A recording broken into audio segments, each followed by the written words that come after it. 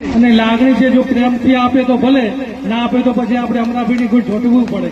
કે આપણી ઇજ્જત આબરૂનો સવાલ છે. ક્યારેક કોઈ સમાજ, દાખલા તરીકે વાલ્મીકી સમાજનો વ્યક્તિ હોય તો આબરૂ એટલી છે, અને બ્રાહ્મણ સમાજમાંથી આવતો હોય તો આબરૂ એટલી છે, અને દરબાર સમાજમાંથી આવતો હોય તો આબરૂ તો દરેકની સરખી જ હોય છે. જ્યારે ખરેખર આ ઘટના જોઈએ ને ત્યારે એક પરિવારમાંથી દીકરી જાય ને ત્યારે એના ભાઈ, મા બાપ, એના પતિ પત્ની બધા જ જીવતા હોય છે, પણ મૃત્યુ પામે ને એવી મેં લાઈવ પ્રોગ્રામ અમરાભાઈ જોયો છે. એટલે ખરેખર આ વેદના છે ને, જો સરકારે આ વેદના નહીં સાંભળે ને તો કહેવત છે ને, કોઈ ના પોકે ને વાતેડાના ઘા પોકે છે. એટલે અમારી સરકાર છે ને એટલે આવું કેવું પડે, ખરેખર સત્ય છે. અને પત્રકાર મિત્રો છે, પોલીસ મિત્ર પણ છે. ત્યારે હમણાં જ મારી પાસે એક વ્યક્તિ નોકરી કરતો, એની બેન ત્યારે ઈજ સમાજની અંદર એનો એક છોકરો હોવા છતાં, એનું હાટું હોવા છતાં,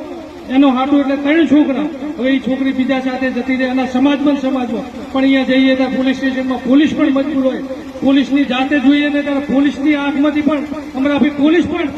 જીવદયા પ્રેમી છે, એ પણ મનુષ્ય છે, એ પણ આપણી સાથે જોડાયેલી છે, પણ એ કાયદાથી બંધાયેલી હોવા છતાં, બંધાયેલી હોય ત્યારે એ એવા શબ્દો કહે છે કે અમે કાયદાથી બકાભાઈ બંધાયેલા છીએ. અમે આ ખરેખર આ ઘટના જોઈએ છે ને ત્યારે અમારી ત્યાં પોલીસ મિત્ર બહેનો હતી ને એમની આંખમાંથી પણ આંસુ આવી ગયા હતા. અને આ વાત જોઈને મને પણ એવું થયું હતું કે ખરેખર આ દૂષણ, જો આપણે દારૂનું દૂષણ